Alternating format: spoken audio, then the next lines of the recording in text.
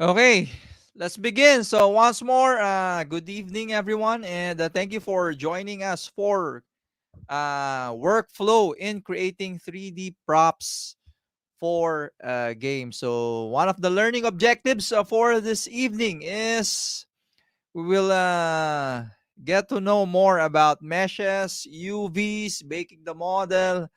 Okay, so everything. That we need to know in order to create awesome props for games. And with that, it requires different sets of software. So again, our sharer for this evening, okay, so is also an educator. Okay, so without further ado, let me add in our sharer to inform us more about creating 3D props for games. Let's give a warm good evening and welcome to Miss Jack Vicente. Hi, Miss Jack. Hi, is my camera enabled? Nope. Hi. Hi, Jamar. Nice to see you again. Ayan. So finally, it happened. So we invited Miss Jackie along a few months ago, and so it's finally happening. Ayan. Actually, a few So years ago pa eh. Ayan, to warm things up daw, ayan, in a few, ano daw, words, Miss Jack, ano daw, what do you do?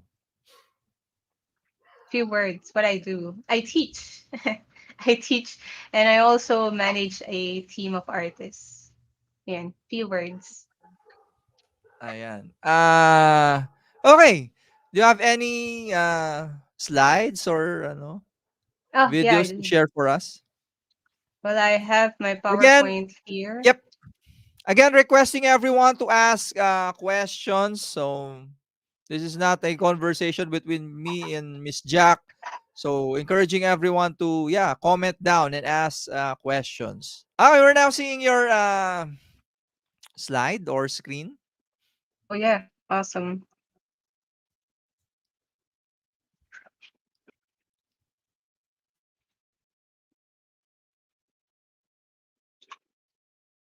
Are you gonna start? Yeah. Oh, I'm so sorry. Okay.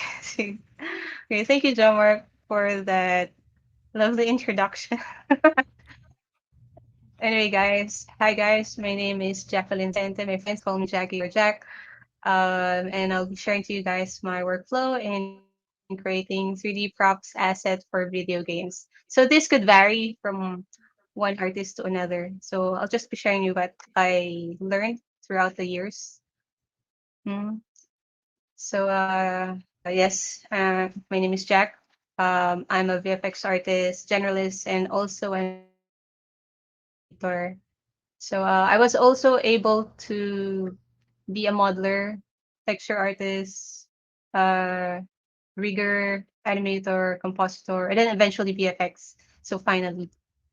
So, if you're wondering, as a VFX artist, what I do, uh, I make things explode. I do a lot of simulation of fire, smoke, debris.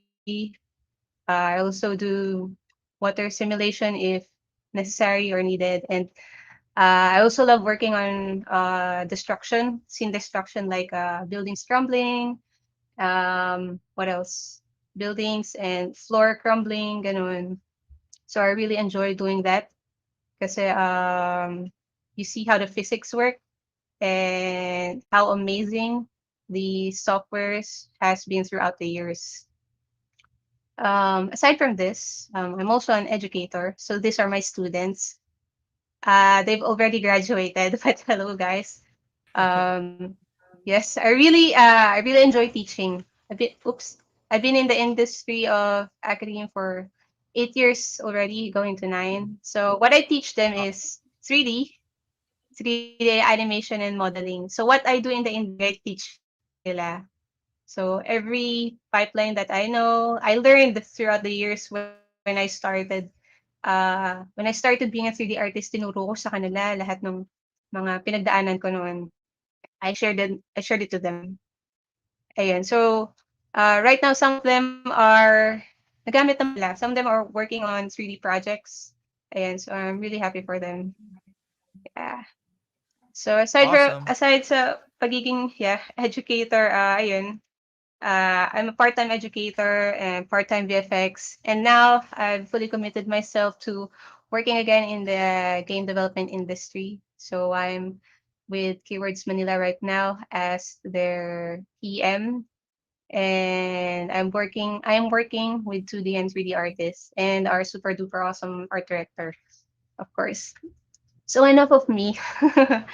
Now I'll be sharing to you the phases of development when pag nasa production na kami. Kasi at Mhm. first we do pre-production. So pre-production is that would be the game designers. They would design everything, the ideas, the levels. And then when everything's polished up, may art Bible na, then we'll begin with the production. So production in 3D is that the phases of development. So what we do is we do a lot of R&D or research and development. And then after we've done the enormous R&D, we then proceed to blocking, which is what you see here, blocking. And then after that, we do the high resolution or we add details na to the mesh. So it's very important that we establish a good blocking or base mesh of the initial model kasi everything will be based from there. We should get a very good silhouette of the reference that were given to us. And then after that, we can go and proceed to the high resolution. That is where we add a lot of details na. And then after that, after we've done the high res, probably we do it in ZBrush. We may sculpt it ganun, for characters and for some props. And then after that, we reduce the number of polygons or triangles. Kasi when we're inside ZBrush, it goes as high as millions, no? So we decimate it and then we bring it back inside the 3D software that we use. Right now, I'm using Autodesk Maya, no? And then we do the low resolution. So we fix the topology of it just to make it more optimized para ready siya sa in-game. Then after we do the Loris, we then proceed to UV and baking.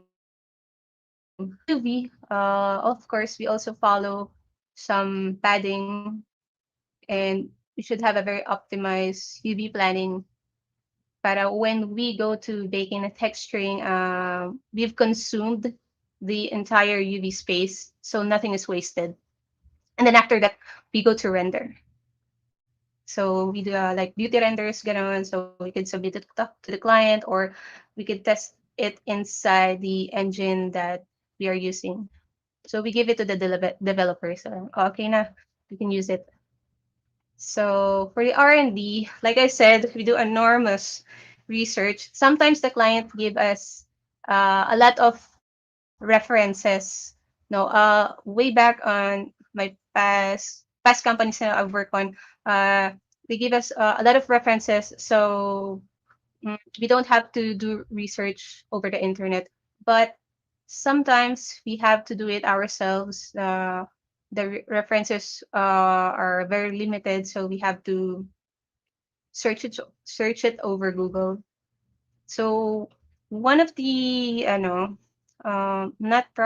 probably website, but we go to Google or we go to YouTube if there's not enough images on Google, YouTube, or kasi some people do reviews nung mga, let's say, props na we are to model. So we go there, we watch how they um, make reviews. Sometimes they dismantle the props or the equipments that we need to make an asset, no?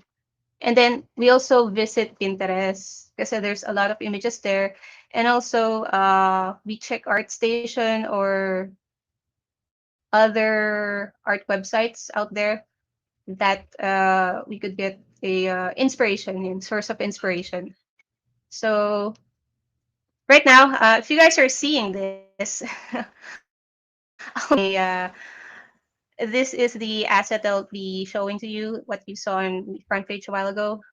So when I do my R&D, uh, this I use PureRef. Before I don't use PureRef. I just download all the images and rename it one by one. But this was introduced to me a couple of months ago by my colleagues at work. You guys are awesome. Thank you for sharing this wonderful application. This is PureRef. Let me see. Yeah, this is PureRef. All your reference images in one place. So this is free. You can search it over the internet and try it out for yourself. Yep. Link And it's in just the about comment description for PureRef. so this is PureRef. PureRef. So I do R&D. So when I do my R&D, I make sure that I get the form and then I get the scale. So what size, how big, how big or how small the asset would be in comparison to the character that will be holding it or interacting with it. So it's very important that we know the scale. We don't just model it and then, you just wing it. We follow a unit system, probably meter to centimeter. And so it really depends on the project that you'll be handling. So it's better to ask the clients or your art leads or art director what's the unit setup that will be followed. So all of you, all of the artists are in the same page. No one's gonna be maliligaw dun sa scaling. And then after when I'm done with the scaling, these are the only two pictures that is I think it's fine with me. Then I search for materials. Of course, I get a picture of the reference, and then I try to look at it at Google. And from what I found, this one, the frame is made out of carbon steel bluish finish. So I search over again at the internet, and this is what the carbon steel looks like. Although it's not blue, pero we can change that on the software. And then this handle is made of wood. I just grabbed something that is very near to the actual reference that we have. And then this one, I assume that it is nickel. So yeah, these are something that I should be remembering when I begin my texturing. So after I'm done in collecting my material, knowing the form and the scale, I then go to detail and finish. Oh, before I forgot, the reason that I need the form is because it's very important to have a reference of its side view, top view, bottom view, quarter view. These are all very important because it's like we are going to trace this over Autodesk Maya. If we don't have a very clear reference of this, you can look for blueprints over the internet because I'm pretty sure there's a lot of blueprints out there that you can use. So in here, we can see that this one is, if we take off all the colors in this picture, we can assume that this one is a shape of a rectangle. This probably, the frame probably originated from a shape of a rectangle and it was just extruded to capture the form that we're seeing here right now. And then when we look at it on the quarter view, we can now assess that it is not a rectangle but cylinder. That is why it's very important to have all the angles of your reference before beginning the model or the asset inside the 3D software. So in here we have the top view. What do you call this? This part here is the barrel is a bit narrower here, and then it goes a bit wider on this area, while this cylinder is bigger than the rest. So it's pretty obvious when you go in top view. Okay.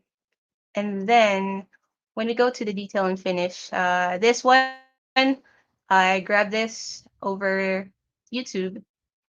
And luckily, I found someone doing a review of this Model 36 revolver gun. So I play and pause so I could get all the details that I need. In here, we could see that this cylinder and this part over here, it has this a bit roundish shape, and this one is flat. And then in here we have a more information from the bottom view of this gun, what it looks like when the cylinder is loaded, and what it looks like when there's no bullets inside. So in here we see that there's a lot more detail on the cylinder. So to those of you who were able to have experience holding a gun like a revolver like here, you can take a look at it, or you could also buy a or get you can also get a toy gun if you'd like to know the feel before doing your 3D asset. And then in here I also collected what the bullet would look like, colors, and I found out that colors vary from one bullet to another, so it really depends on what mm, the user bought. So, well, I don't really use guns, so I'm not I'm not really sure if the bullets will change in terms of, color. But when I search over the internet, there's a lot of colors of it, from light to dark color of this. And then in here, when the cylinder is not taken off like this one, we could see that there's a hollow hole inside here. So we could also model that as well on our 3D. And then this is what the trigger looks like. And also this is what the hammer looks like. So if you notice, when the light changes, the color also changes, and also the finish is very different in comparison to what we have here, which is the brand new model. This one is a bit used, so we could apply this for the finishing touches when we create our 3D. Yeah. So this is so this is what I do in research and development.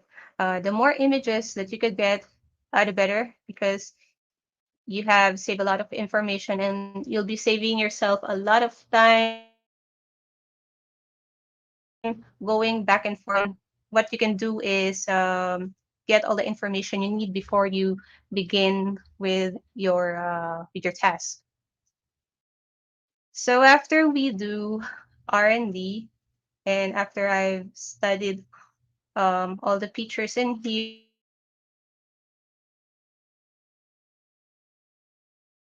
I went to Autodesk Maya for this talk. So Autodesk Maya is a this is you can go to autodeskmaya.com if you want to get a hold of the software. If you're an educator or you can get a educational version for free. All you need to do is show them a document that you are indeed an educator or a student for this term. So just go to their website. And this is what we're going to use in modeling our 3D asset. And then we will also be using um, what's this? We'll also be using Adobe Substance. So Adobe Substance said that it's Black Friday and it's 50% off. So better grab a copy of Substance 3D Collection. I think this is very wonderful offer, guys. So better grab this one now. And I think this is until December 2021. I'm not sure. I've been checking their website for a while. Sometimes it shows, sometimes it disappears. So probably, yeah, get yourself a copy of this. So we're gonna use in texturing your 3D asset.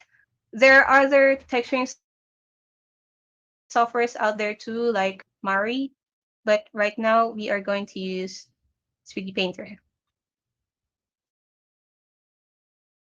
Okay, sir. So yeah, so after my R&D, after the R&D, we then proceed to initial blocking. So the initial blocking is that we try to capture the initial shape of our reference that we have here. So it doesn't for now it doesn't really matter if it's not that detailed. I mean, as you can see, all of it is just made of cylinder, the barrel cylinder. This one is made of cylinder, and some other parts are as well is made of cylinder. While the other, we assume that this is made of started from a cube, and then we just extruded some parts. So this is the wireframe. Once we're done achieving or once we're satisfied with the blocking, you can check its silhouette. Just turn off your lights inside Maya to see if if indeed it does look like a gun, or if it doesn't look like a gun, then something's wrong with the silhouette. The silhouette is very, very important because, in games, uh, sometimes there would be rooms that would be so dark, and the audience or the gamers should be able to distinguish one object to another based on their silhouette. Then after we're done with the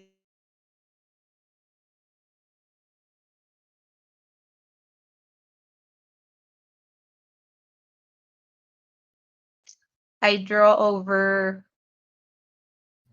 because there are times that I find it challenging to I find it challenging to understand the reference. So what I do is I draw over them. Just and see if this is a cylinder. This is what it would look like if I try to extrude it inside 3D. Okay, yada yada yada. So I do this sometimes, and but most of the times I just rely on the reference image that I have.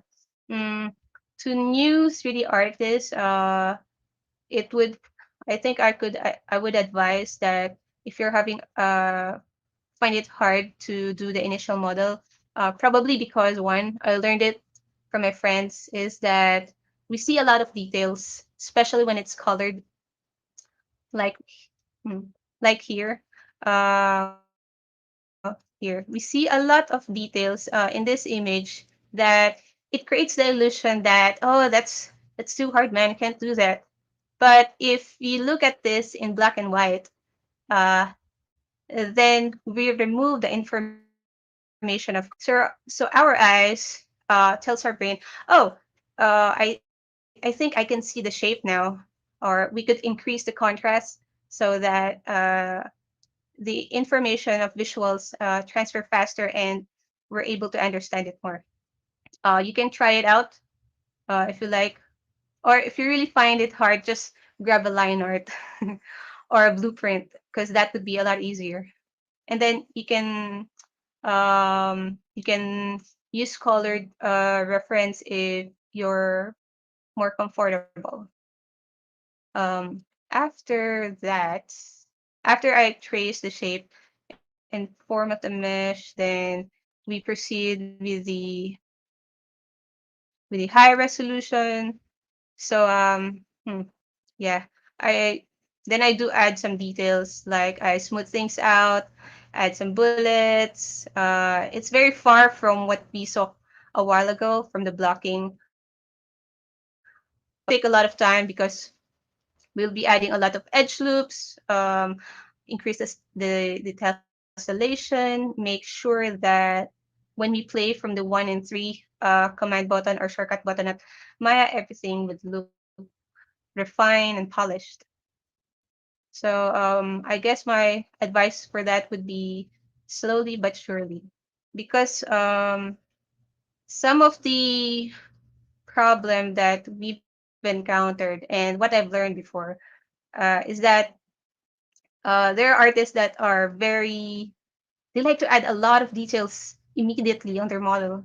Uh, when the truth is that if we are so um, persistent in creating a high resolution model, uh, we could easily make mistake. And by having those mistakes, it would be very hard for us to undo those mistakes because everything is created in high resolution.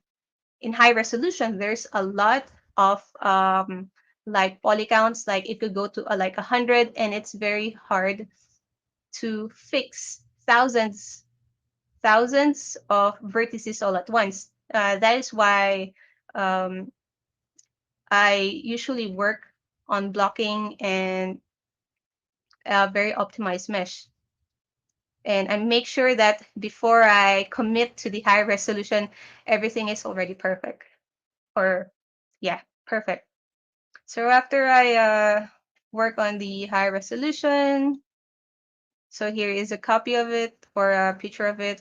This is what it looks like. I separated hmm, the cylinder and this part because inside the game, when the character is holding the gun and this is a revolver, this cylinder will be animated. So I separated it here on the model. This is what it looks like when it's in high resolution. So there's a lot of vertices and triangles here. We also make sure that everything is in quads, but when we sometimes import it inside the game, but when we import it inside the game engine, it will triangulate. So it's very important that the mesh will receive good bounce of light inside the game. So we make sure that when we model things, everything is in quad. And if there's some parts that would be in triangle, we usually hide it, especially on characters. We hide it on places that is not commonly seen or will be hidden probably by hair or some stops. So this is my high resolution. And then when I'm done with my high resolution, I optimize it. So this is what the optimized version would look like. So I think I've optimized it too much, but we could increase it. This is what the my low res looks like. As you can see, it's not that far from my high resolution. It still have the same silhouette, same form, same shape. I just reduced some details in here. So what you see here, I have a model here, but I removed it in my low resolution. Also, if you notice some details that I added here in my high resolution, where is it? This one, it's modeled in my high resolution. This one as well is modeled, and this one. But if we go to our low res, it's no longer there because it's not actually hmm, adding any distinctive form when we rotate the or when we look at the model on different angles. But we could cheat all of these details using normal map, so that's not a problem. So in games, we also rely on LOD. Oh, by the way, this is what the low resolution looks like when it's textured. It's still in an optimized form, but it looks pretty much high res. So I'll be explaining to you further or showing to you how did this happen. So these are the things that you should follow: blocking, and then adding details, and then when after you added details, that is when you optimize or create a low resolution of the model. So, but don't forget also the R&D. Okay, so this is what it looks like when it's colored. And then I would like to share that in games, we also do LOD or level of details. The closer the asset is to the character, the higher the resolution or the poly count of that model would be. So let's say we have a gun, or yeah, we have a this one, this revolver. Let's say it's so near to the character or to the camera. So we would increase the triangle count of that would be, let's just say that it's 30,000 triangles. But when it's far away from the camera, then there would be a different model of it that is, we could say, 2,000 triangles.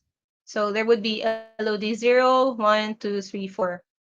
But all of those models will have a mm, super high resolution, or super detailed resolution, high poly count, and then the lowest would be have the lowest poly count. So it's very important.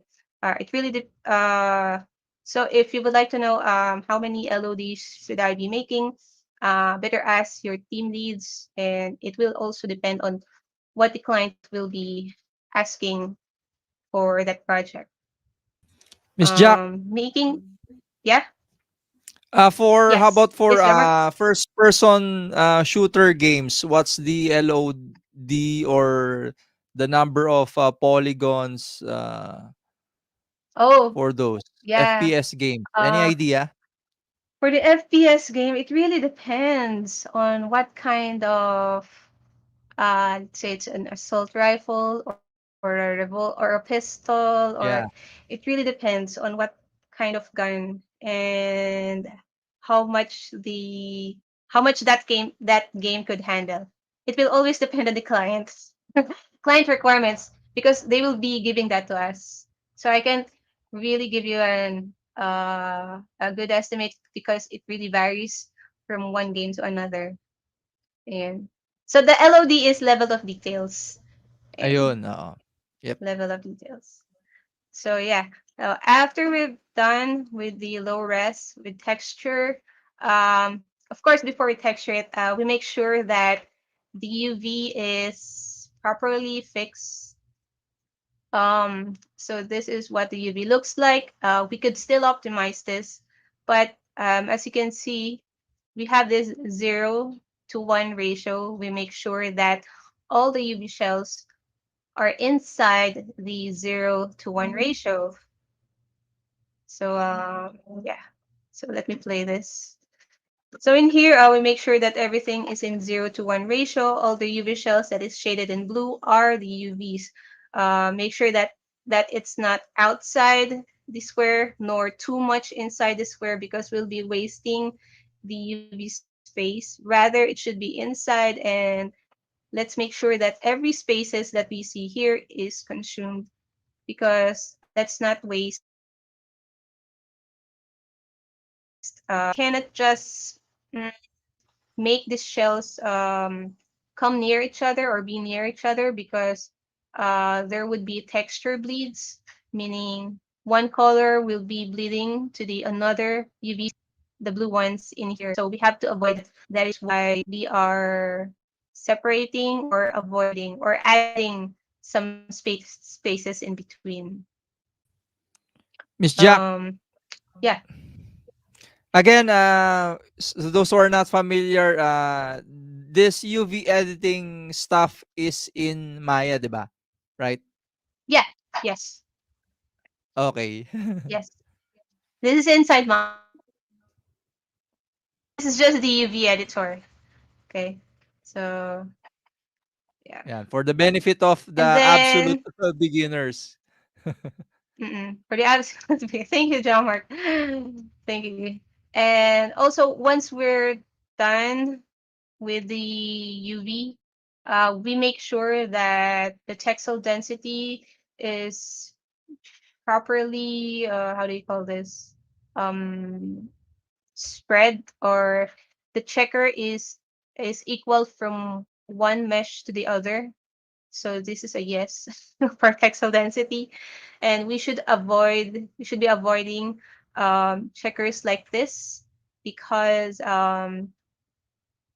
there would be obvious how do you call this, a blurriness on the on the texture. So per se, we added a texture here, and some parts of the mesh would look so crisp and sharp, while some parts of it would look so blurred and pixelated that it would be so obvious inside the game. So we have to avoid that. That is why we have to maintain a pixel density that is properly spread. I'm not sure with the term, but it's properly disseminated on the entire mesh. We could use some commands inside Maya for that to help us to do the layout. But yeah, make sure that you don't just do the auto UV. For me, that's well, I don't use that. I make sure that all of my UVs are properly. Let's say this one. The barrel would be spending or would be located near with this other meshes because I want them to be together. And let's say, and also because I want all the materials that would be sharing the same texture, like metal would be together. The UV that would be sharing the same texture, like the wood would be together, so it won't be that hard. And we still preserve the aesthetic of UV. Well, that's for me. And then when we're done with this, or if we're satisfied, make sure.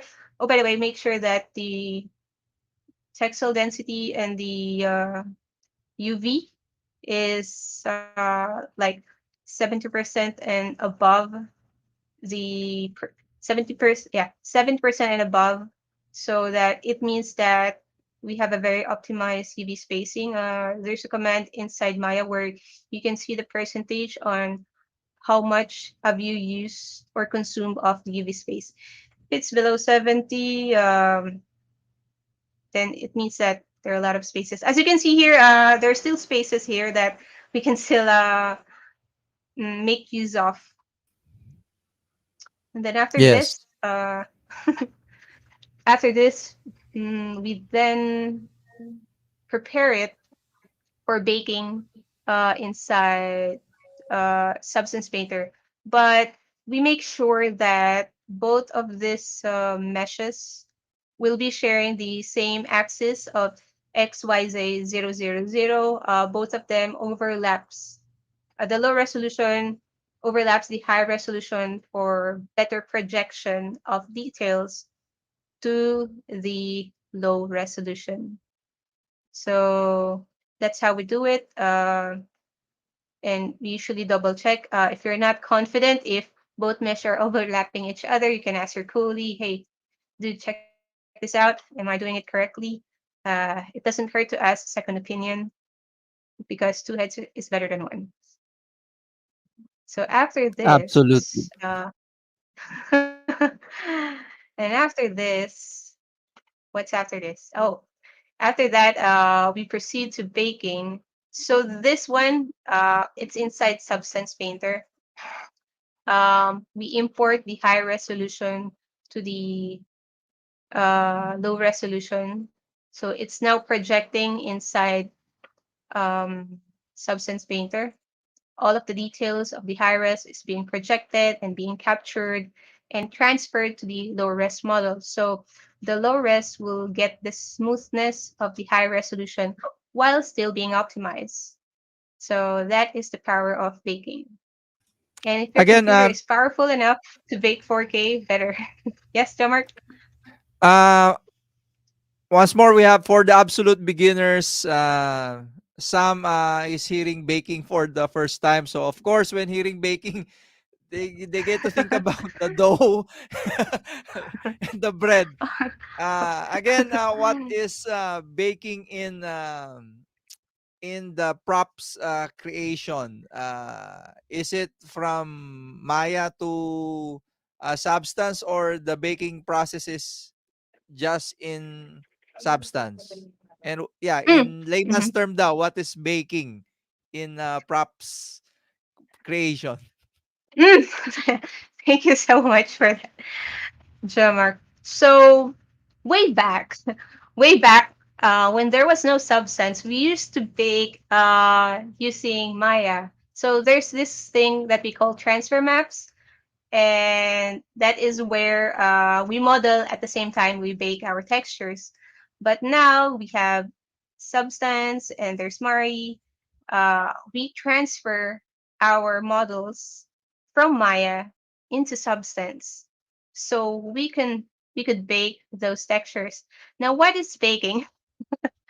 It's not your typical baking in the oven. Rather, baking is uh, yeah, it's creating, or it's producing different types of maps for our 3D asset.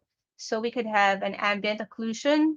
Ambient occlusion is like trap lights, uh, that I will show you in a while. And then we have roughness, we have metallic. Before there was specular. We could also be normal map, height map, displacement map, etc., etc. So if you're wondering, what kind of map should I be using? Really depends on what you're making. So in here, we're making a gun. Yeah. Okay. We're making a gun. So the gun is made out of, whoops. The gun is made out of, what is it? It's made of carbon steel bluish finish. So we would need a um, metallic map, and then some roughness map. So it could help us control the, hmm, the intensity of light, if it should be matte, or matte meaning it does not receive that much light, so the light is diffused. And if we increase the roughness, it could look like the light is have high intensity, so it would be like a mirror, like if you look at a glass, something like that. And then we'll be needing also some height map, because the wood would have this feel of roughness or unevenness, like this one. So we'll make decal for this. So if you're making a character, that would be different. Probably the character wouldn't need a metal unless it's a robot. So Uh, Miss Jack, please correct me if I'm wrong. My understanding for baking texturing is you need those workflow, or techniques in order to create realism mm, to your yeah, assets, indeed. Yes, indeed, Jomar. We need those. We need to combine all of those. Yeah, to we need have to that combine all 3D of these. model more more realistic when it comes Yes, into rendering. yes, yes. So this is Okay. what the baked texture looks like. On the left, this is our ambient occlusion. And on the right, this is our baked map, or baked normal map with some height, as you can see here. So the normal map always will always look like this. It's the RGB from the channels that you usually see in Photoshop. Before there was bump mapping. Bump mapping is a just black and white. But then there came but then there came normal map. And normal map gave life to RGB, and that is how normal map came into existence and used most of the time. But before we used bump map. Yeah, so this is AO or ambient occlusion. This is NM or normal map. And then we also have metallic. This is just black and white and some roughness. So if you notice here, this is the metallic. It doesn't look like metal, but you see here all the white things that you see, or the edges and the black. Uh, that would mean that the usual rule is white is opaque and black is transparent. Therefore, black does not receive that enough light, And while white, this one will receive so much light that there would be uh, uh, it would receive light that light would interact with the texture. So if we do a how do you call this? Mm, how do you call this? So let me do this again. White is opaque and black is transparent. Black will not receive that much light, but this one is not really 100% black. This is semi, like a bit of dark gray. So this will still receive some light, and we can still see shine on the asset when we use this. In this area, this is transparent, meaning that, oh, there's not much light happening here. So probably there's no metallic light that will be present in this area because this is made of wood. That's why this area is all black. There would not be any metallic texture present in this area in comparison to this one. Miss Jack, So this, yeah, yeah, is that the same concept with Photoshop's layer masking, the black and white, or different? mm, I would say they would be very much alike. Although the masking is much simpler, I suppose. Mm. Mm-hmm. Okay, And so mhm. someone is asking, can we use Photoshop to create textures? Of course. Oh, if Uh, I don't have money to purchase substance, can we use Photoshop? yeah, absolutely. Uh, there was a time that there was no substance painter, and we use Photoshop, and we usually visit cgtextures.com if I'm correct. They give you can download free textures there from 2K to 4K, I think. But there's a limit for each day. I'm not quite sure what's the file limit now, but it was very, very useful before because we get to download seamless texture there, and it was very handy, especially when we were working on big AAA game titles before. I won't be mentioning their names, but yeah, you can use Photoshop if you don't have Substance Painter. But do try using Substance Painter because that is a very awesome software. I guess it makes things more easier, right? If Yeah. you have substance. Yeah, because John Mark, 3D artists nowadays are very, very lucky because there's Substance Painter now. In comparison to before, it was painstaking to do to do manual texturing. We have to create our own scratches. We have to think, oh, will this scratch or will this damage look good in this area? Because you just don't just add damages or weathering in the entire mesh. You have to think, this why is there a damage, uh, or why is there weathering in this area? Is it because the character has used this, let's say this weapon a lot? That's why the areas here is a bit more used.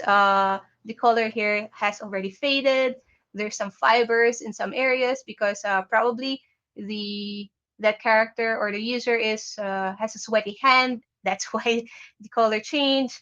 Um, the Of course, our hands sweat, and when you touch metals, there would be a different interaction of the metal in the long run. So I'm not sure if it's gonna rust or the color will change. So we really have to think about it when we were doing Photoshop.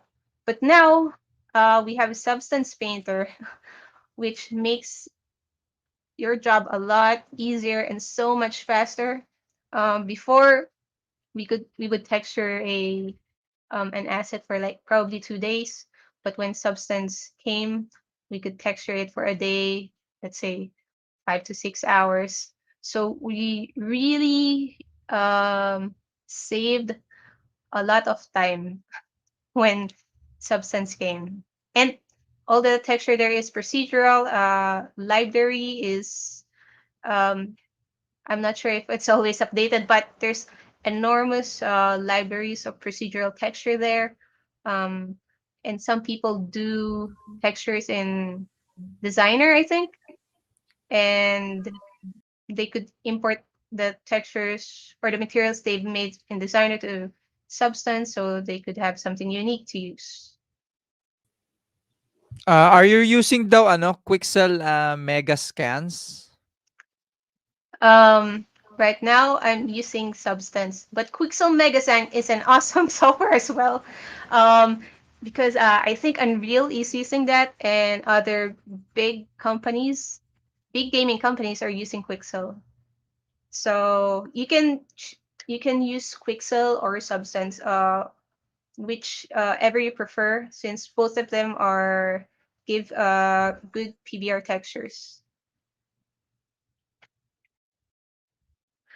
So yeah, and this is what when we combine all the bake materials of this bake, it would look like this. I added a base color, and a base color was added, and of course a little bit of texture of wood to achieve this. So to achieve this, we go to Substance Painter. We texture it inside Painter.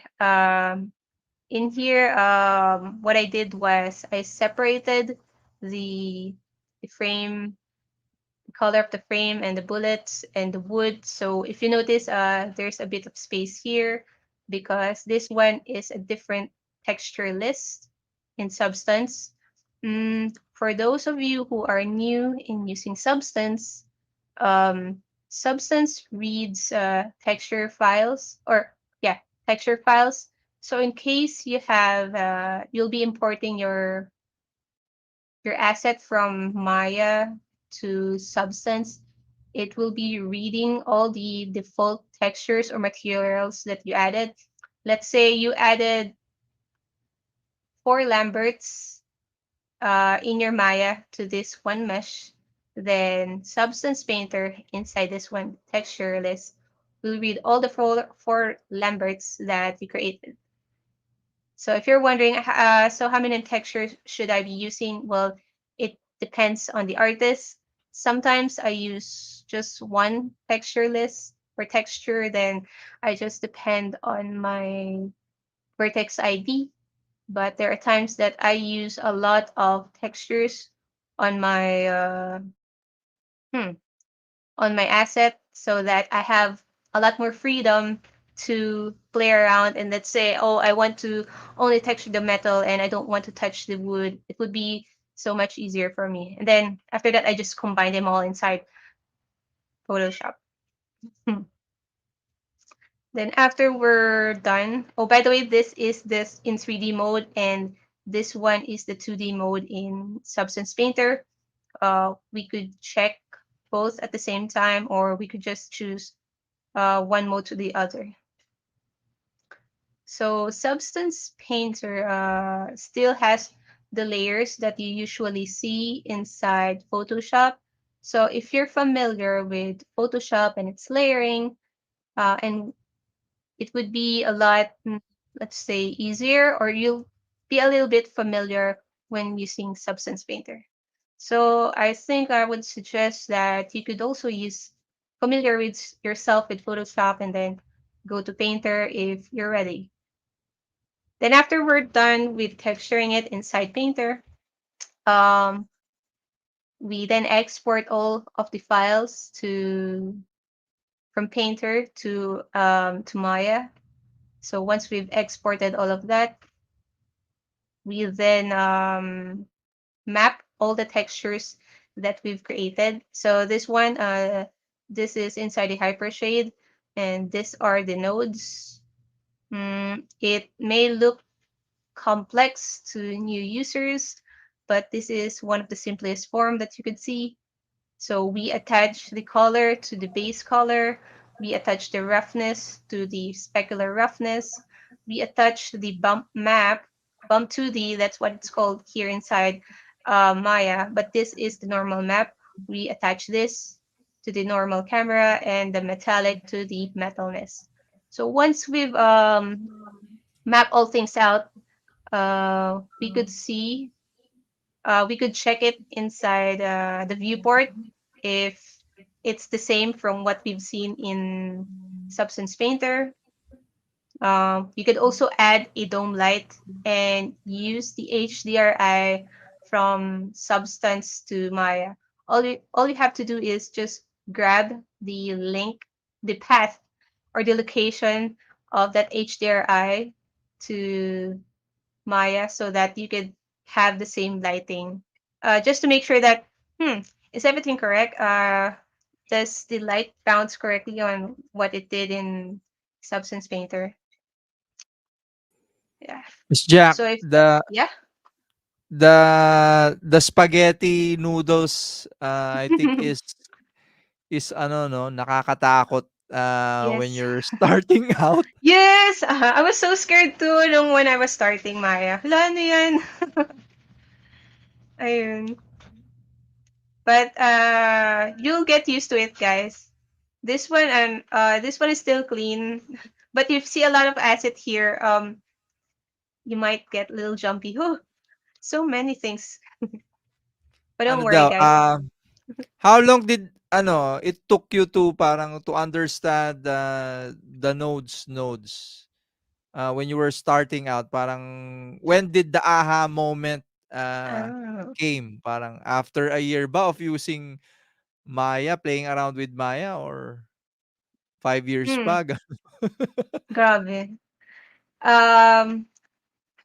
Well. Hmm.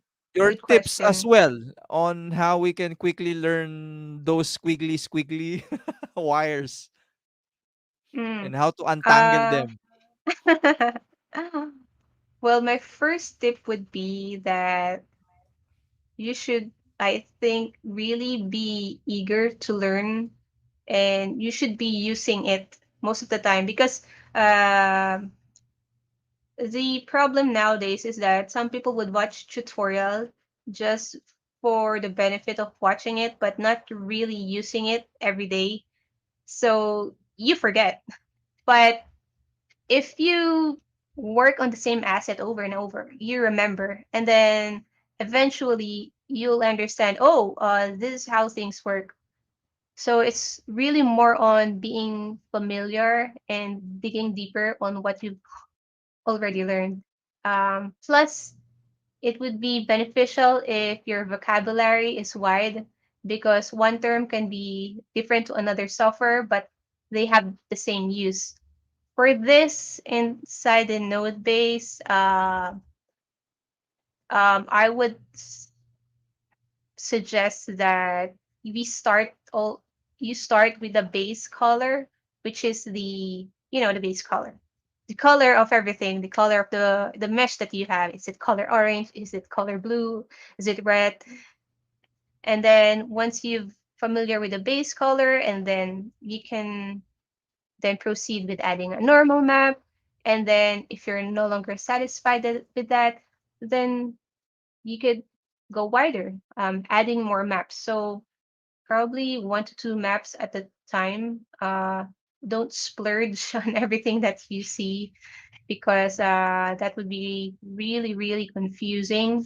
So baby steps lang muna. Ayun. How long? Probably kasi when I work on a company way back, I didn't know Maya. So my colleagues taught me how to use it, Maya. I was so overwhelmed because in 2 days I have to absorb everything that they taught me. I was able to absorb, but it was very overwhelming. And looking at these nodes is very confusing and intimidating for me. So I was like, oh man, I don't think I'm gonna I'm gonna survive. But since it's really needed at work, we have to study it, understand it, Because if you don't, then that's gonna be a problem. So I'd say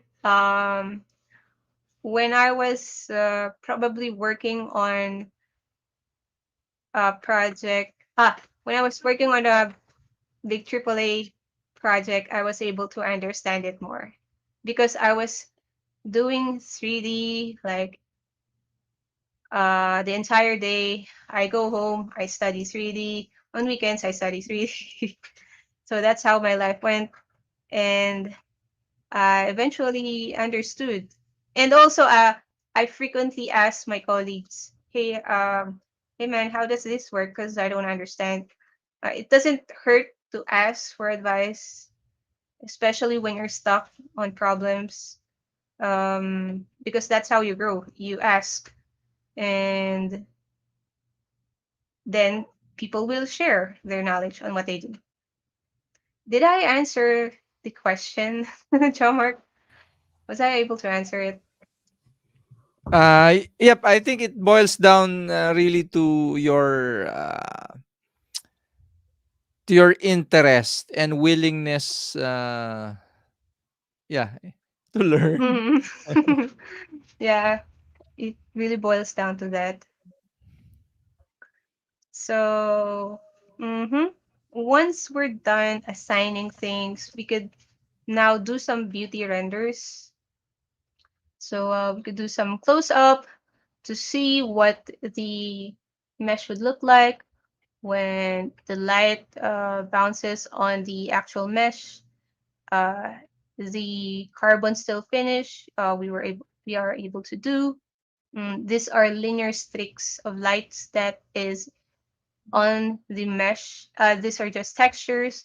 So you could do close up for when you're doing beauty render. So you can show it to your probably show it on your art station. But don't do that if you're under an NDA because that's illegal. You'll be sued.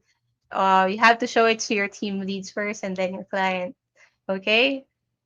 Never, ever, ever show a client's work unless you have their permission and that game is already published. Okay? Just you need to have the permission. So this one, I did not model this diamond shape. These are just decals. I cheated on, Knurls. Yep. yeah, I cheated this Substance Painter. Um, these are some scratches. Yeah. We have other close up. We could see some weathering here, a bit of scratch there. This is just painted. This one is not modeled as well. This is just texture with height. That's why we create an illusion that it looks modeled, but it's not. This is a very this is a very optimized version, but we could increase the the tessellation if necessary. But for this for this stock, we'll use this one. And then we have other beauty renders here, side view, and then some top view, and then you could have a bottom view there, a bit of shininess on the wood, and then this one. Yeah. So this is the end of the PowerPoint. Just the PowerPoint, guys. We have a question, Miss Jack. Yes. What do you use another software to create that beauty render? What software though did you use to create those beauty renders? This we could use Substance Painter IRA. We could also use Arnold. You just have to do a lighting setup. We could also use Marmoset for portfolio rendering. So there's a lot. There's a lot of software that we can use. There's also V-Ray and Corona. I'm not sure. Uh, for So this there. image that we're seeing now, what did you use Oh, for this? this is just IRA from Substance Painter. Mm, okay. Hmm. Yeah. So this is for my presentation. So let me just open my Maya. Okay, can you see my screen? I suppose so. Yep. So we're inside. Seeing Maya. Yeah, awesome. So in here we're inside Maya, and when I begin my modeling, I usually have this image reference because I trace. I trace the shape and form. So this is what I was talking about when we were discussing the pure ref of underform. So we have this first view and the details here. On the other view, we don't have details. It's important that we have this and this is the top view, so we could get a full dimension of the model. So I won't be modeling this I won't model everything, but as you can see, if we trace this, it would be a lot faster because we already have an image, a reference image, and yeah, so there's this. If the images does not fit, probably our image reference is not exactly on the same location, but you could adjust. So this is just for the cylinder. We get the position here or the width, and then we get it here as well. So once we're done with that, you just eyeball at things. Um, that's when you created a blocking. Let me just reuse this. You've created the blocking of your mesh. Don't fret if your blocking looks like that it's not making you happy. It's just blocking. You're just getting the initial silhouette of it. So what I'm referring to silhouette is, let me just hide my light. And there we go. So as you can see, this is just blocking, but look at it in this angle, it looks like a gun, the weapon. But this one is so simple, right? So once you're done with the blocking, that is when you proceed with adding a lot more details. So in here, oops, yeah. So in here,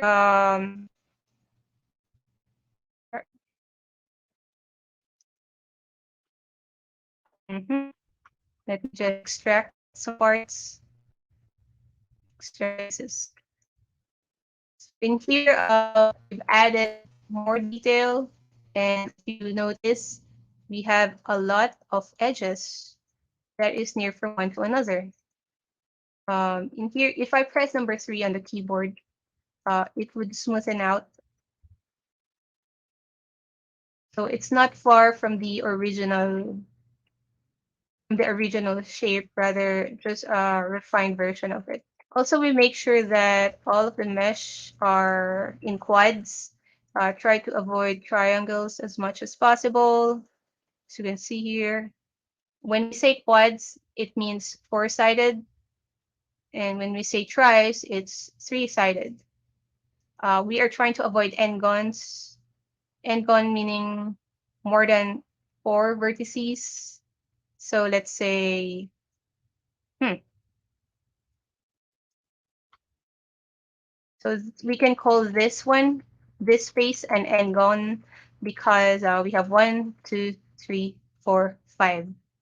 So we're trying to avoid that because if we have this n-gon present in the scene, there would be problems in terms of bounce light or the reflection of lights on your mesh. It may not be obvious here, but when we're inside the game, mm, the devs will not like it, so they will return the asset to you to be fixed. So let's try to avoid n-gons.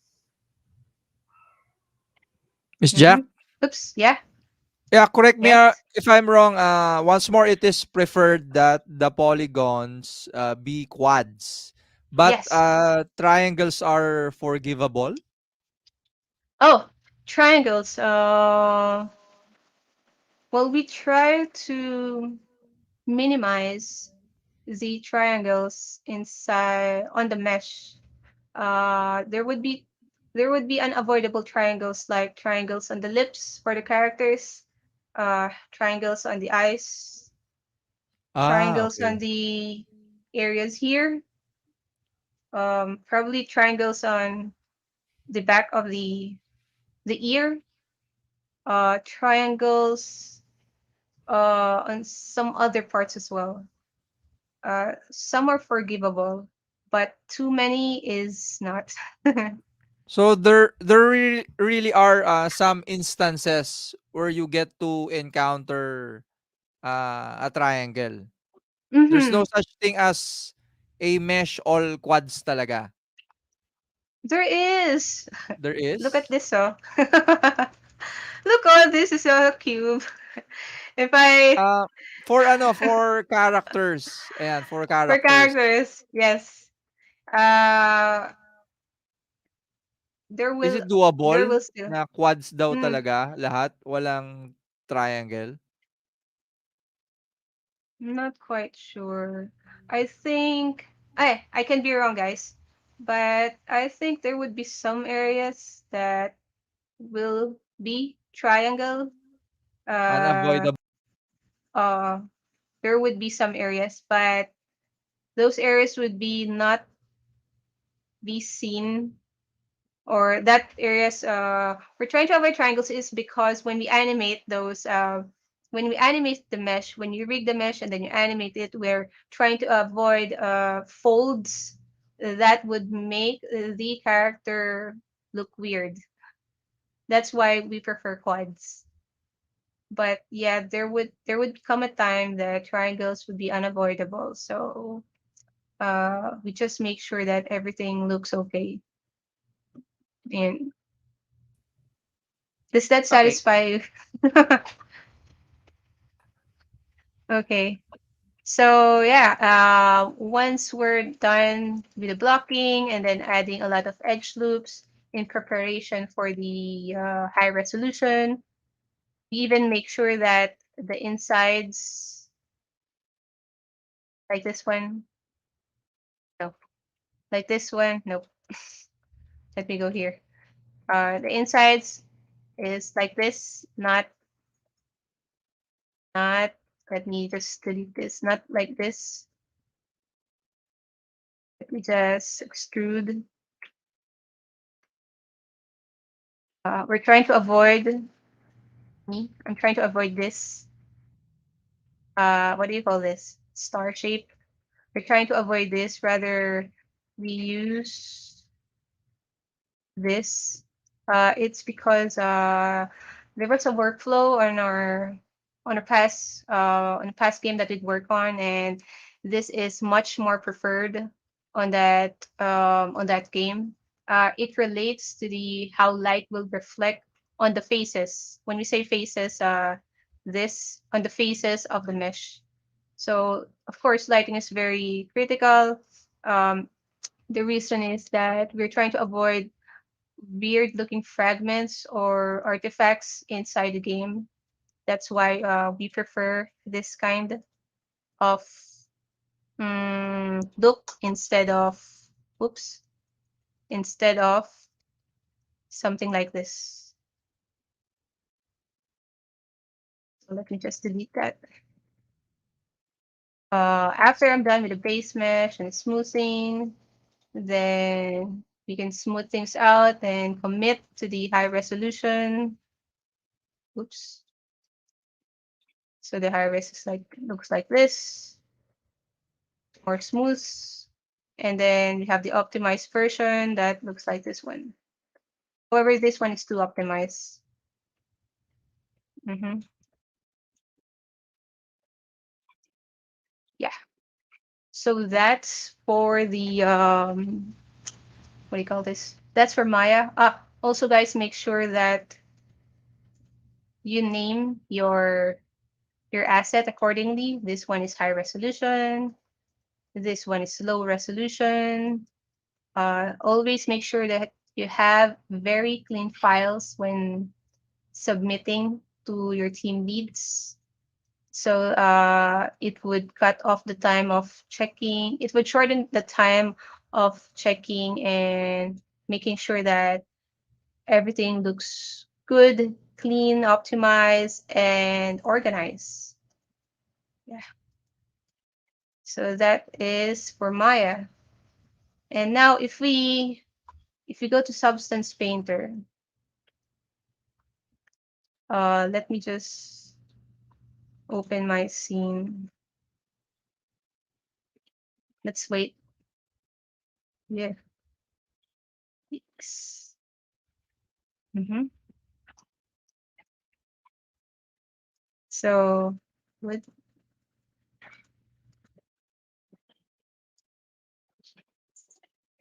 this is what it looks like in Substance Painter. This is what my layer looks like inside Substance Painter. Let's just wait for the loading. There we go. Uh-huh. Miss Jack, Let yes.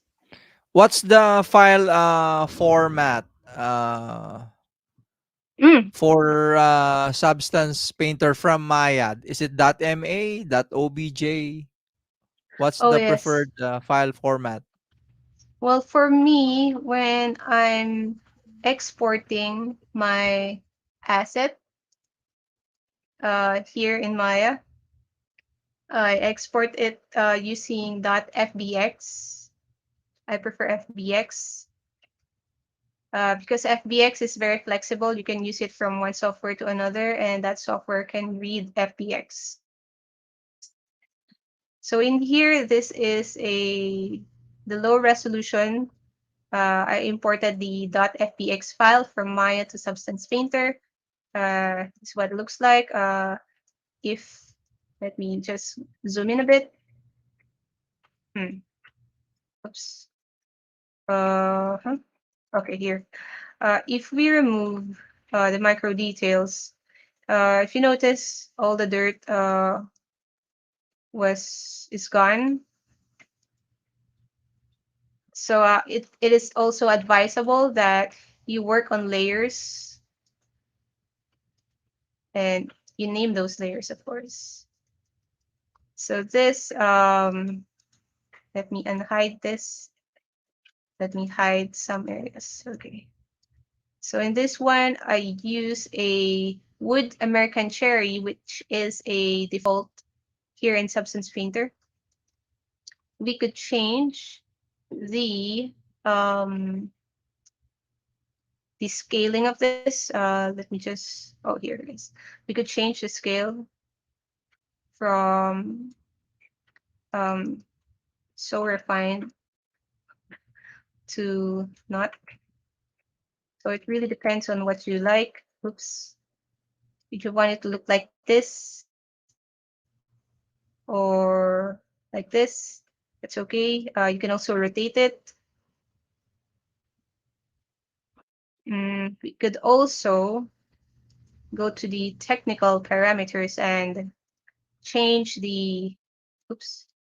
Just be careful, guys, when playing with your Substance Painter parameter because this is memory intensive. Therefore, one wrong touch or scrub on the in the parameters, it may cause your software to crash. So make sure that you have a very high memory when using this, especially when working on 4K textures. If you're working on 2K, that's all right. But if you're working on 4K, it will probably a bit lag, but it will still work. So just be careful. So we could increase the height range or not. If you want it to be more prominent, like when you look at it, you can touch it, the roughness, the engravings and stuff. You could there. And then this is where I added my decal or yeah, or the cheat that I did. So this, if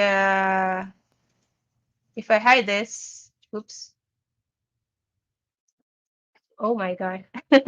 Okay, still working, but yes. So we could change this by going to, let me see, scale. Nope, not this one. Let me, oh, here it is. If I hide this, it will disappear. I created a grayscale. This one, I hope it loads. It's not loading.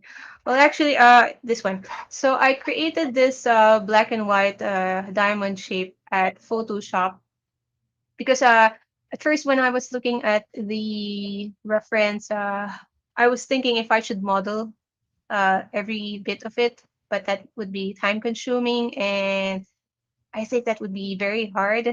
I'm not sure if I could achieve that kind of level. So I decided to make this black and white and made sure that the spacing of the black and white is equal so that when I use this inside Substance Painter, it would look good. I had several tries of it, but the last one it worked. So this one is, I think, texture is 512 by 512 or 512 pixels by 512 pixels.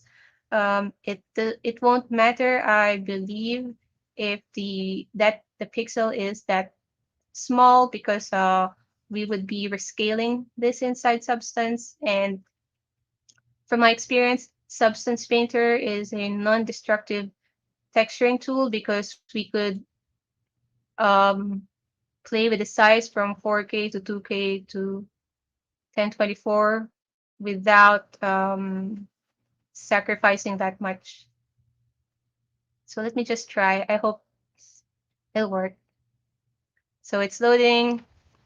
As you can see, it reduced the details here. It's far more obvious, but um, the texture is still working.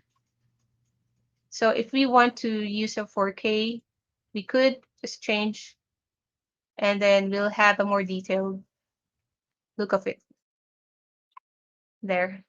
For the metal, oops. So here for the metal, let's just go to the metal layer. There we go. So let's just wait for every layers to show up. hmm So when I was doing this, I was really contemplating on what color it should be. I wanted black, but it's not black. Then I found out that it's bluish. So, oh, that's why I wasn't really that happy with the color that I was choosing. Oh, the color changed. It's because everything is off. Okay. So here for the body, let me just check. Let's make it 4K so it's more detailed, I suppose. Let's wait for it to load. There we go. It's almost done. hmm So it's reading everything and now it's more detailed. The light is bouncing more, it looks more good. However, it's not yet done. Probably because I have a lot of software that is opened. That's why it's taking a lot of time.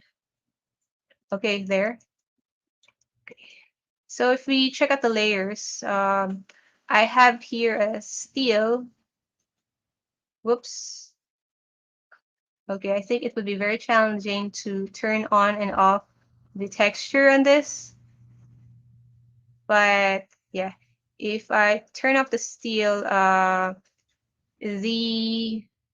the linear streaks that we saw a while ago disappeared, but if we enable it, it would be there. Mm-hmm. We have we added some dirt so that it won't look that much like a brand new. Also, we added some, oh, detailing. Is it detailing?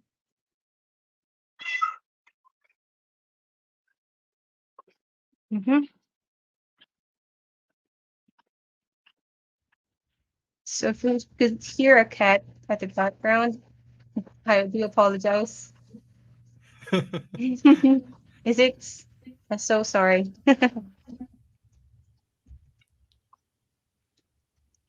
Yeah, so you could add a lot of micro details, like some scratches that we see here. I'm not sure if you could see the scratches here. You could paint that over manually, the scratches, or you could grab a brush, an alpha brush, your favorite alpha brush that uh, would resemble a scratch, and you could paint it over on areas that you like. So I usually use adding layers. Where you go? Oh, there you go.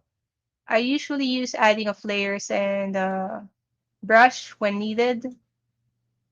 So let me just hide this.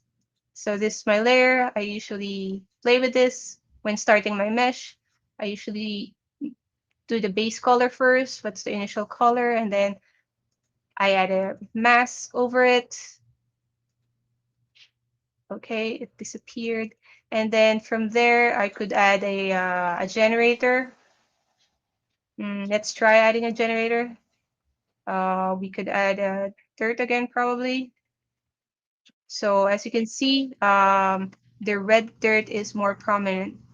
So I usually work this way, adding my base color first, and then adding some generators. You could use different generators like the dirt or curvature or the the mask building. You can use that. Everything will really depend on what kind of finish that you are looking for. Oops.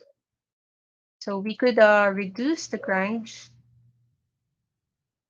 Come on. You could reduce or increase the grunge or the dirt in this the weathering on the gun if we like. Once you're satisfied, and then I guess you could go rendering it. Let's change the color of this to, not sure. What color do you like, guys? Let's say it's toxic with some fungus on it there. So if you're like, I think that's good, you can also reduce the opacity of it. You're happy, we're satisfied.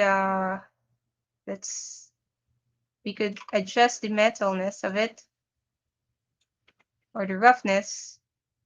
If you notice the roughness up here, yes. So once you're done, you could go to iRay. Let's have a different view. You could go to iRay, press this camera over here, and you wait for it to show up and do a bit of rendering. Well, if it doesn't show up, it says here that iRay is forming up to um, to show the its beauty render. Hmm. I should probably close this. And what else? I should probably, yeah, I think that will do. Find this weird that iRay is not functioning correctly. But if you guys have any questions that you would like to ask, I'll try to answer them. Okay, from Mel Garce, no, earlier parang he was asking ano daw, what's the difference between bakit daw meron pang ano Autodesk 3ds Max and Autodesk Maya? What's the difference daw mainly for the two? What are they both good at for? Hmm. Both are, from my experience, both are very powerful tools in creating different meshes. Some studios use Max, 3ds Max for creating games. Some use Maya for creating games as well. But from what I've noticed, a lot use Maya for animation and effects. Max, a lot use it to for effects and for architectural modeling. However, you could also do that in Maya. So I think it really falls down on the preference of the people that will be using it. But both are really, really good. So here is what it looks like. So this is what it looks like. Oh, yeah. We weren't able to go to array because it's not working perfectly.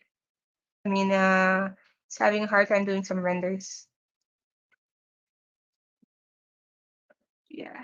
So this is the workflow when creating game asset. Once you're satisfied with the texturing, you can check all of this back to Maya, which I just closed. You can check all of this back to Maya, and then once everything optimized, clean, the file names are given correctly or typed correctly, we can now export that asset as a .fbx. Make sure that we embed the media file so that the texture will still be recorded or captured by that .fbx. And so when we import it inside the engine, um, the maps will be read by the engine. The asset will have complete texture and it will be, and then we could test it if it's really working. If it's not working, if there's a problem of the tessellations or topology or optimization, we could just check it back again on our 3D software. But yes, this is the workflow that we usually follow or do when making games. Uh, I've made games for more than a decade, and I'd say that game development has a very solid pipeline in creating assets. So that's it for this talk.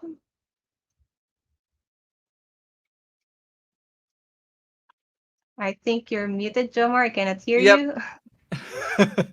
uh, okay, so for those who has comments, questions, and suggestions, feel free, yep, to message us. And I guess the first question daw, ma'am, parang there's a lot daw of technical terms. Okay? Oh. Hmm. Ano daw yung what's anti-alias? Anti-alias. Huh. Very good question. Actually, oh, what is it? I think I forgot. But it's I think it's related to the materials of the mesh. Um, I've encountered this term before, but I've completely forgotten about it. Although, Ayan. Ano daw yung in layman's term daw, what's ambient occlusion? Ano ba yung mga terminologies na yan? sorry. Ambient occlusion. Ambient occlusion is the here. This is the ambient occlusion. These are actually like trap lights on the mesh. So it records all the shadows that are seen on crevices, one mesh to the other. So these are big maps. So therefore, that way before we don't have to, mm, we could make the illusion that this mesh, it helps with the detailing of the high resolution. So basically, these are just trap lights. on the crevices of the mesh.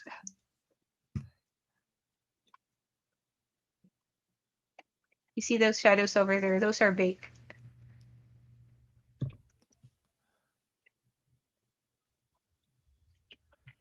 Ayan, Yeah, is there no. anything else?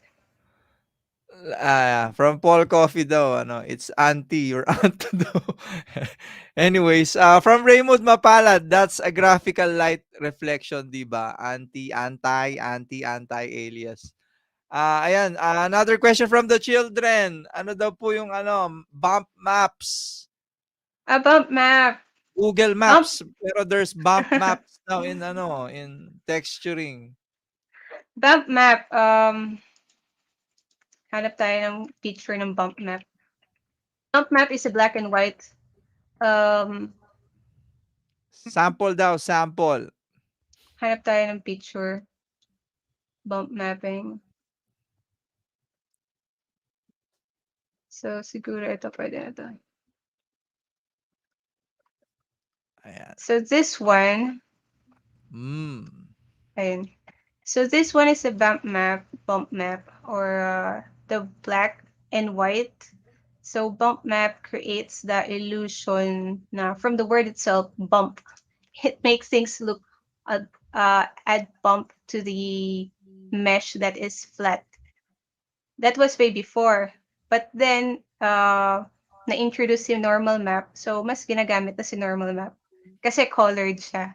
So, when you use bump map and there's a light that pass through, madadaya yun ni bump map, creating the illusion na, oh, this, I think, is a high-resolution detailed mesh. But when we check it, yung wireframe niya, it's actually just a flat face. So, it creates that illusion. Lalo na nung dumating si normal map kasi it's RGB, so colored. Mas okay siya gamitin. Ayan. Okay, from Syra Banagwas. Ayun, thank you, Sai. Can 3D models from Maya be printed in 3D printers? If yes, what file type is needed? I think it's .stl. Not really sure, could be wrong, but I think that's it. Maya can Is it? export that file type, Mm, .stl. we could Tama check. ba? We could check. Where's my Autodesk? Na, for example, that pistol, can you export that into Uh, when .stl? when we're gonna print this, it should be, from what I learned, the mesh should be intact. There shouldn't be any holes on it. It should be solid so that the 3D printer will be able to read or make a good file of it. So, let me just check if we could, because I haven't tried. If we are to export the selection, if there's an STL here, then we could. But if doesn't, or I'm pretty sure there is. I think we just have to enable it on the preferences, modify, no, Windows Workspace, setting preference, plugin manager. If there's an STL here in the plugin manager, then we could. Stage STL, ayun, there's an STL translator. I think this is the one. I haven't tried actual 3D printing, but my friend does. I have some friends who does it, and yeah. So I think we'll just enable this so that we could export it mm, to the file type that we want. But better yet, better ask companies that has uh, 3D printers if they do accept STL. If they don't, then ask for a different file type. Mm-hmm. Ayan, I guess some of us here are Fusion 360 users din eh. So, can we export that as well? File save as to .stp .stp. or step Uh, file? Meron ba uh, diyan? Hanapin natin. Let me go to Windows, setting for, no, let's go Saan to ba yung ano, Windows. when you do FBX export, are parang save as, I is did there any something. save as thing there? Of course, we just go to save scene as, and then these Ah. are the only available, ASCII and binary. How do you export that FBX? Maybe nandun din. Oh, if we go to export selection, this is the file type. Ayun, Um, there is. there's, is this the Step. one? Step in. So there's available. Oh. In addition, there's also DWG for AutoCAD, DXF, Mm-mm. CATIA. So I guess there's a lot. Ayan. Do you use, ano, Miss Jack, do you use Arnold as well? Yes, we use Arnold for rendering. Do you have Actually, a do you have a mm-hmm, quick scene for that pistol to be rendered in mm, Arnold with ano substance? let me just, okay. Ayan, so the textures we are seeing right now, those are from ano na din, substance. Yes, these are from Substance. Oh. So So if it's we, really ano, moving back and forth. mm-hmm, well, it's not actually moving back and forth. If you imagine it, we're just actually following a workflow that is, Mm. you need to texture it, and then when you're done texturing it, you'll export it back just to check for checking. So let me just open my Arnold. So I'm not sure if this might take a while.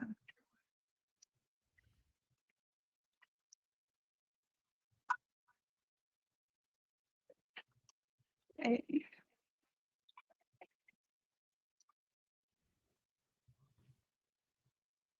think if I look on a different side, this one is more, has more light, so we could get more information.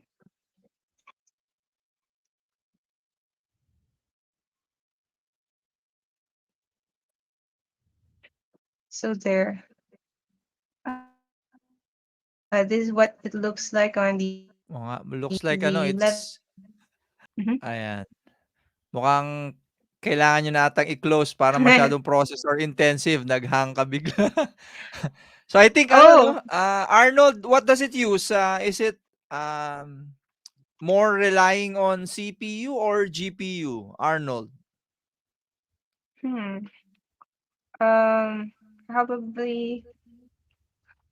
I'm not quite sure, to be honest, Jomar, Ano for daw, Arnold. curious to see your task manager. Ah, How does your what's I the okay. performance of your ano, of your PC right now? With StreamYard, with Performance. Maya, with Substance all opened up. So do you want me to render?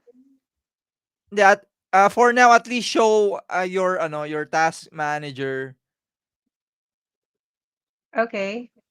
to reveal the My, CPU and memory ano usage. so this is my task manager. Yeah, sa Um, performance daw po. Curious to know, to see. Yeah, sa performance tab. Mataas daw yung Microsoft Edge. Dahil sa StreamYard. Yeah, sa Eh, performance tab. Ano kaya? performance. Oh. So right now, 11% of CPU, and then currently you're consuming almost 30 gigabytes of RAM. Well, yeah. Memory intensive tong substance din nila, lalo na kung 4K. Hmm.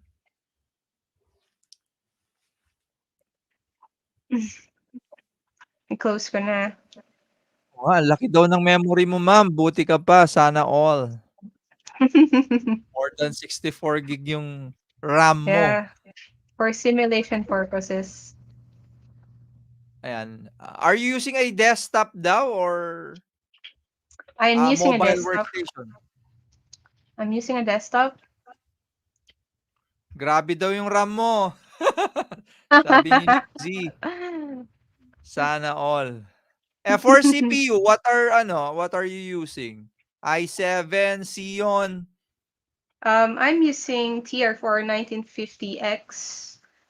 This is an AMD Hmm. setup. hmm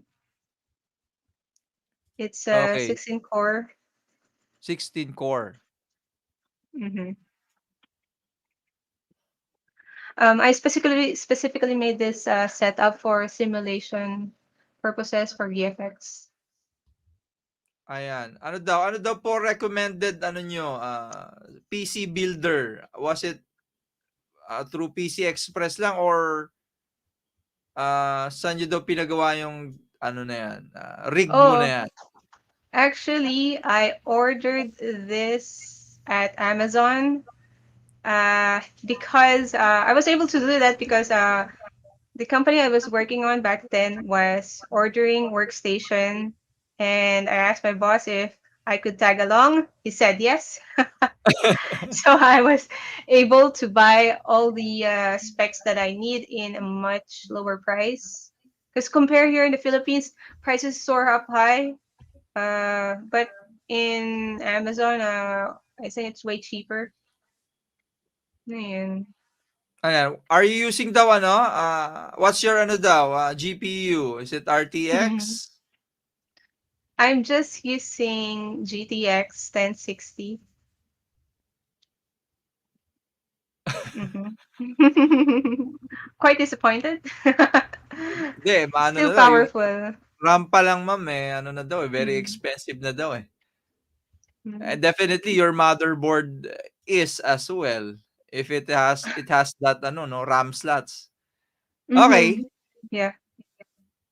another question, for the young ones daw, who would like to be in the game industry for modeler, what's your suggested software to learn? Max, Maya, Blender? All of them. Well, actually, you could narrow it down by on what company will you be applying at. Let's say company A uses 3ds Max, then study 3ds Max. Company B and C uses Blender or Maya, then focus on those software. Okay, so do a background check din pala, no? Very important. Ayan, sabi ni Sir Raymond, kaya third gen na i7? Third Lols. gen, third gen i7, di ba malakas na yun? Oo nga, Ay, third, ay i7 hindi, na, eh. i7 pala, third gen. I really can't tell. I think it can, Sir Raymond, i7 na pala yan, eh. Parang you just to need to na lang, invest more in RAM, definitely, tsaka GPU. Third gen daw eh. Anong hertz nun? Anong speed nun? Ayan, another question, Unreal or Unity for those who into game dev din? Um, Ano both are preference mo? powerful. Well, I've used Unity before. Right now, I'm delving using Unreal. Pero both are good. I mean, both are awesome. So, yun. Sa beginners daw ma'am, anong preferred mo? I-suggest Unreal or Unreal o Unity? Saan ba gagamitin? Ayun. Ah, Mm. ano ba yung mga instances na gagamitin? So, 'pag ganito Unity, 'pag ganito Unreal, ano yung mga yun? Ano yung mga instances na yun? Um, let's For say, FPS. So, let's say for FPS or for architectural rendering, gano'n. O for first hmm, person shooters, mga gano'n. May mga gano'n ba na category na hmm, what do you think? ah, um, I from what I remember, both offers how do you call this, template that you can use when starting when starting using this engines. So if you want to do FPS, there's already a ready-made template for that that you could explore. If you want to do a racing game, there's already a template for that too. If you want a different kind, like a 2D 2D game, top down, I'm not sure if that's the right term, but there's already a template for that. So I love both engines because I was able to use Unity first way back, and it was very user friendly. Now I'm using Unreal Engine, and the technology is um, so unbelievable, especially the Unreal 5 and what it's capable of doing, especially that they teamed up with Quixel Megascan, and there's a lot of library to it. But to conclude, both softwares will do. It will just fall down on what's your intention on using them, on using it. For those who ask for the anti-aliasing, it's used to add more realism to your mesh, to your scene, so that you would avoid those pixelated stuff that you see on the textures. Yeah, or the blurriness, when you zoom in and zoom out. Ayan. So, another question, parang there's so many products under the substance category, Miss Ja. Ano ano 'yun, Hmm. any idea ano yung difference between them and ano daw yung dapat matutunan? We're seeing here parang painter, designer, sampler, stager. This, etong painter and designer pa lang yung na-encounter ko. I haven't used sampler or stager, but based from what I've seen on their introductory video, I guess the stager is like render state of the art. I just think, I think this like a marmoset, or there's another render software out there, but I think it's the purpose of the stager.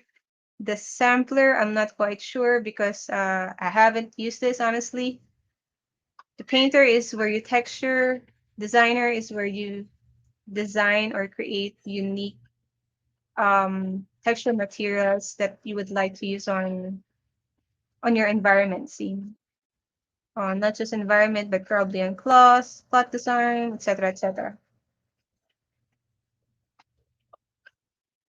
Ayan, any experience daw with the Marvelous Designer? What does it do? Marvel's Designer is a software that, yeah, is most studios use Marvelous Designer. Are we talking about Marvelous Designer? Yep, yep. Marmoset?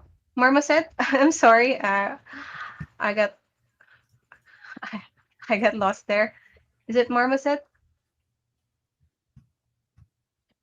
Marvelous Oh, designer. Marvelous Designer. Okay. Um, Marvelous Designer is used for plus. Mm. How do you say this? Yes. If you want to make more intricate design or folds on the jackets or flow of the dress, big dress, or yes, you could use that. It's like you're a digital sastre. Ayun. Ayan. So I guess final question daw, what are your tips daw for ayan, fresh grads to land their first job or gig ayan, after graduation? What are your tips on how to be My employed tips. in a studio? First, my tips would be to fresh graduate is that make sure that you have a ready-made demo reel or portfolio. It's much better if your portfolio has unique art asset or art content. Because usually when students submit demo reels, um, it would be like a duplicate of one asset to another because this was their project, this was their assignment. So for us looking at it, I think I've seen this before. So try to avoid that. Rather, make your own design. Do a lot of research also when applying to a company that you really like. If it's a game company, make sure you know what games they made because they may ask that on the interview. Um, Also, make sure that you're fully committed when you're applying. It's not there's no touch move in applying, guys. Because if you're not ready, if you're not ready, we'll definitely know. Um, Based on your answers, we'll really get to see what you're really thinking. So first is have a ready-made portfolio. Make sure everything is unique. All your artworks are unique. If you're making fan art, that's okay. But if you could do your own design and research on that particular 2D or 3D, that would be great. Because it means that you want to create something that's really you. That's what you really love. Also, make sure that you have accessible portfolio website that we could easily access. And what else? And do your research on the studio that you're applying to. Make sure you know the software that they're using, the current projects or the past projects that they've done, so you'll have an idea what their future projects might be, and therefore you'll be ready.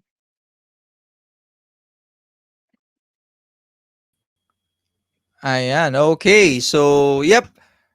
Once more for those uh, who has further questions to Miss Jack, Really. feel free feel free to reach out to her, Jackie Vicente in LinkedIn. Okay. So once more, thank you everyone for those who joined us. To our community members down, no? What else do you want to learn? Comment down below na lang Mm-hmm. for your suggestions. O nga, no? Hindi ko pala okay, last na talaga. Ginagamit ba daw yung Miss Jack, yung ZBrush sa game dev or no? Of course, Ano use we yung use ZBrush it. sa game dev? Parang We hindi mo na touch use on daw eh. yes. I wasn't able to touch down ZBrush because I just made a hard surface revolver. But yes, we use ZBrush a lot in game dev, especially when we're working on characters. We make our base mesh first on Maya. So base mesh, make sure that all the silhouette's perfect, the body, the cloths, the pants, the accessories are good or done perfectly. So after that, we import that inside ZBrush, and then we add a lot of details there. Details like stitches, like folds and creases. We could also add the skin, the pores of the skin. We could also add it there. So and we also do some folds of the clothes inside ZBrush. So yeah, we really use it a lot. On hard surface, we use it too. Like if we need to add dents on some parts of the mesh, let's say a tank that is destroyed, we could add further details on it, like more scratching, even if we can do that in Substance Painter. But if we could add more details and information on ZBrush, we'll do that there. So we have to sculpt it, and yeah, we use it. Ayan. So once more, for those who are interested to bring Substance, Adobe, Autodesk, ayan, and the ZBrush, and feel free to message us anytime. So once more, Miss Jack, ayan, super thank you for sharing us your time and your knowledge. Sana po makaulit kami. What? Ayan. At Mhm. We and can to talk our about that. audience, And to our audience, ano yan, sana po, we hope we have been a blessing to you, most especially Miss Jack. A blessing to you and an inspiration for you to, yeah, dive into the world of 3D arts. Ayan. Thank you, Miss Jack. Thank you so much, John Mark and CAD Community Asia, for inviting me in this event. By the way, can I do some plug? Yes, we're waiting for you to do that. Okay, I have a website. It's realeffects. It's realeffects. You can find it at Facebook. It's actually more on Please share your, ano daw more po, please more share your about. screen. Let me just check it.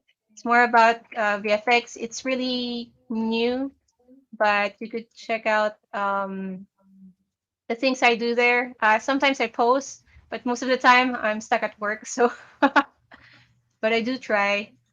I do try. Let me just go to my hmm, hmm, Yep. home What we're seeing page. right now is the beauty render ano eh, Yeah. slide data. So yeah. So this is Real Effects. This is my website. Not website. It's my page. You could follow me here for more VFX if you're interested. I do some tests here and some projects that we work on that is already released. I put it here.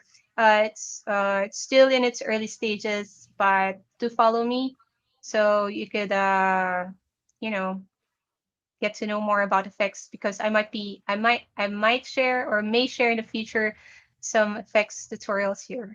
So yeah, and I'll be also in 2022 I'll be releasing some tutorials over YouTube and probably on Udemy and Skillshare.